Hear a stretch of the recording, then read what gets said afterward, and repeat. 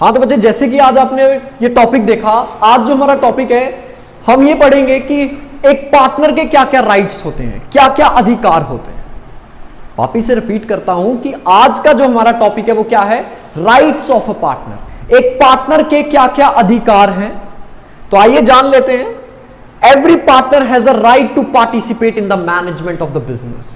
जब भी बिजनेस के अंदर मैनेजमेंट की जाएगी, एक बिजनेस के अंदर जितने भी डिसीजंस लिए जाएंगे, हर पार्टनर के पास ये अधिकार है, वो डिसीजंस वगैरह को ले सकता है। ये चीज समझ आ गई। सेकंड पॉइंट पे चलते हैं। सेकंड पॉइंट में क्या बोला गया है, every partner has a right to be consultant about the affairs of the business. एक बिजनेस के अंदर जो भी चीजें चल रही हैं, जो भी फैसले लिए जा रहे हैं, वो हर पार्टनर को बताए जाएंगे, उससे कोई भी चीज छुपाई नहीं जाएगी। जैसे कि फॉर एग्जांपल, अगर हमारे बिजनेस में आज इतनी सेल हो गई है, तो ये नहीं है कि अपने दूसरे पार्टनर से वो चीजें छुपाई जाएं, उसे हर चीज जो है वो क्या करनी है, हमें बतानी है। नेक्स्ट पॉइंट पे चलते हैं। Every partner has a right to inspect the books of account and have a copy of it. हर पार्टनर के पास ये अधिकार है कि जो बिजनेस की बुक्स हैं, जहां पे डाटा को रिकॉर्ड किया गया है, वो क्या कर सकता है, उन बुक्स को क्या कर सकता है, चेक कर सकता है, इंस्पेक्ट कर सकता है, और साथ ही साथ में उसकी एक जो फोटो कॉपी है वो अपने पास निकलवा के रख सकता है। चलते हैं नेक्स्ट पॉइंट की तरफ। Every partner has a right to share profit और losses with other in agreed ratio.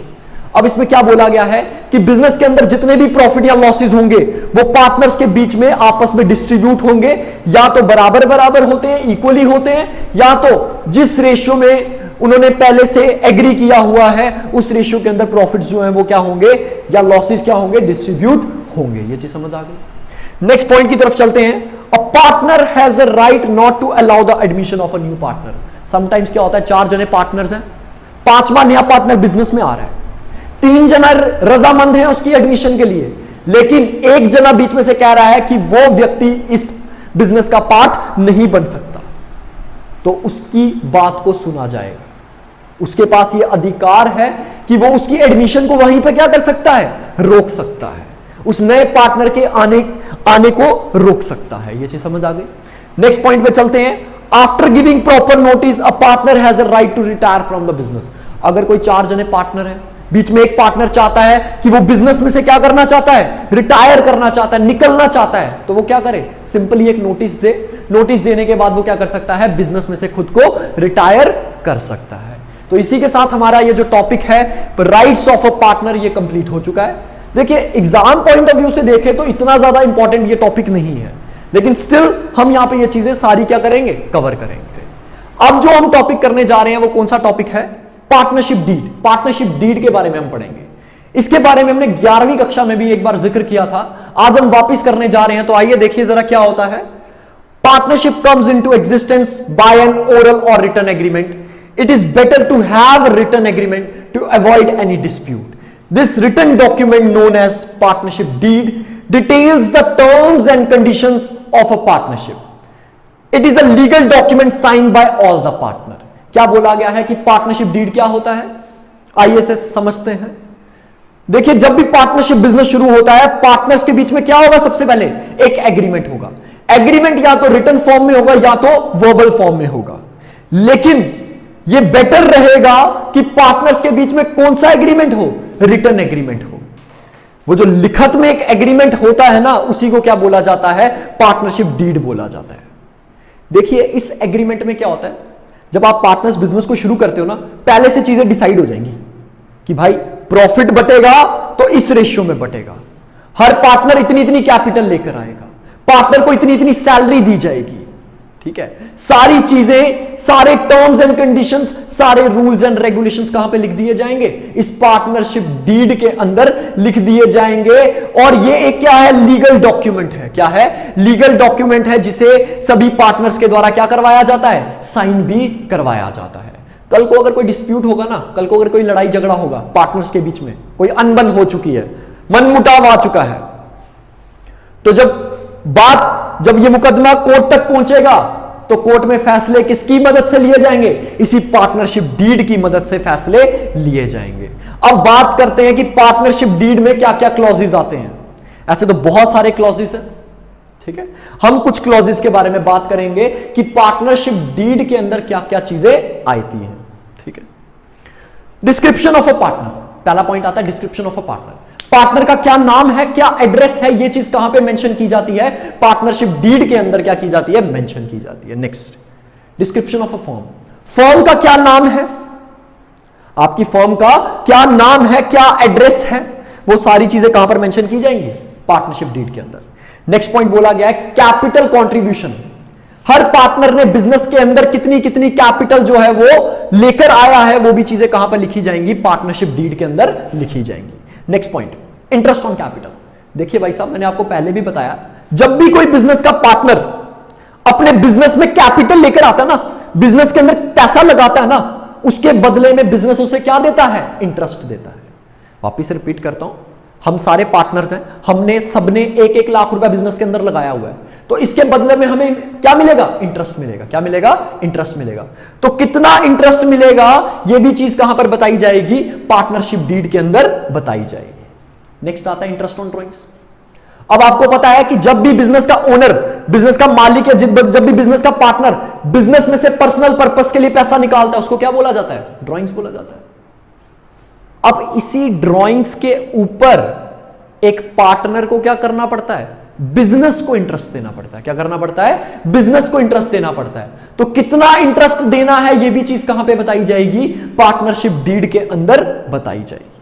ठीक है, प्रॉफिट शेयरिंग रेशियो, बिजनेस के अंदर जितने भी प्रॉफिट्स हो रहे हैं वो किस रेशियो में बांटने हैं, वो भी चीज कहां बताई जाती है, पार्टनरशिप डीड के अंदर बताई जाती है।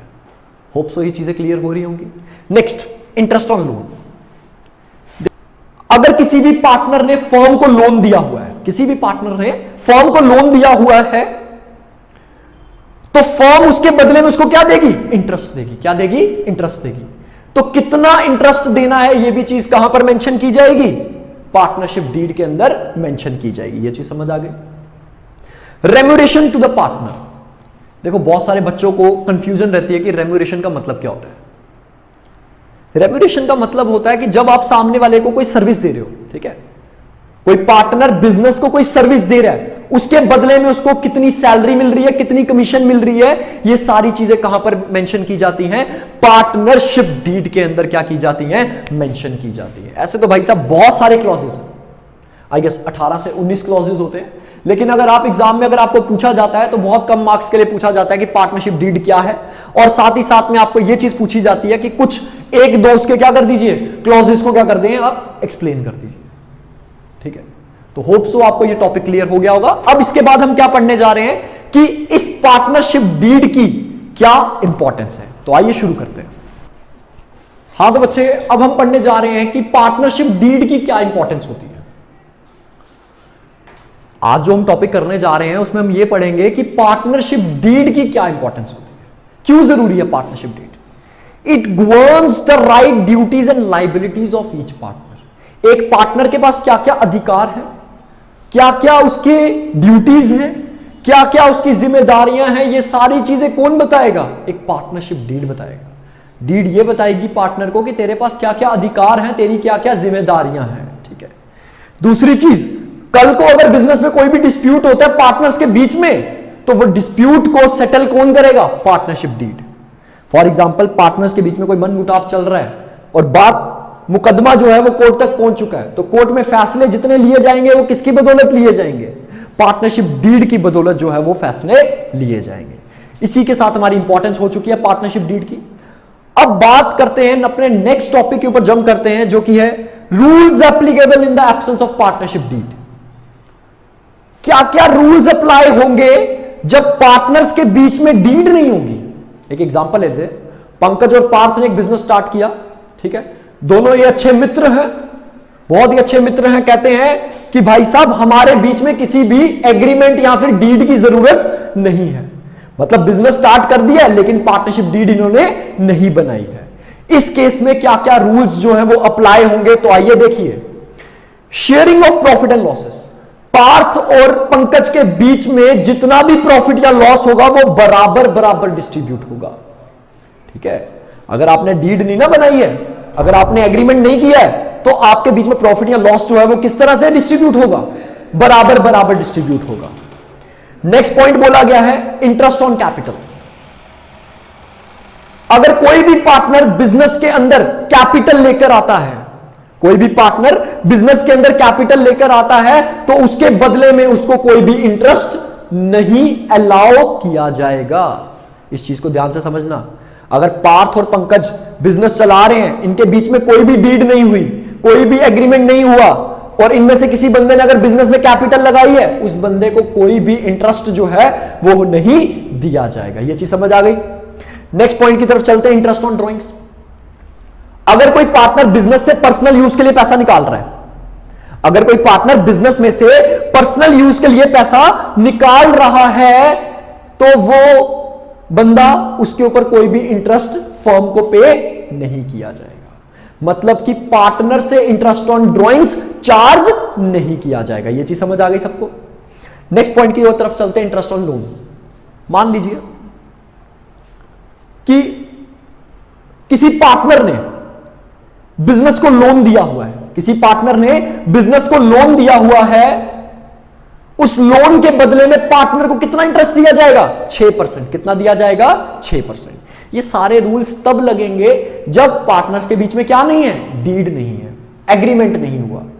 ठीक है, पार्टनर्स के बीच में एग्रीमेंट नहीं हुआ है और पार्टनर ने क्या किया है? बिजनेस को लोन दिया है, उसके बदले में पार्टनर को कितना इंटरेस्ट देना है? 6%। कितना देना है? 6%। एक और चीज बता देता हूं, आगे जाके आपने पढ़नी है। इंटरेस्ट ऑन लोन जो है वो पे करना ही करना पड़ेगा, चाहे फर्म को प्रॉफिट हो, चाहे फर्म को लॉस हो। यह चीज एक पार्टनर को क्या करनी पड़ेगी? पे करनी पड़ेगी। फर्म जो है पार्टनर को यह चीज पे करेगा ही करेगा। यह चीज समझ आ गई। नेक्स्ट पॉइंट की ओर चलते हैं, रेम्यूनरेशन ऑफ अ पार्टनर। किसी भी पार्टनर को सैलरी या फिर कमीशन नहीं दी जाएगी जब आपके बीच में पार्टनरशिप डीड नहीं बनी है। Last, admission of a partner. कोई नया पार्टनर आना चाहता है बिजनेस के अंदर, वो तब तक नया पार्टनर बिजनेस के अंदर नहीं आएगा जब तक सभी पार्टनर उस चीज के लिए क्या ना दे दे? मंजूरी ना दे दे। ये चीज समझ आ गया। ये थे बच्चे हमारे रूल्स, जो कि काफी इंपॉर्टेंट है एग्जामिनेशन पॉइंट ऑफ व्यू से। ठीक है।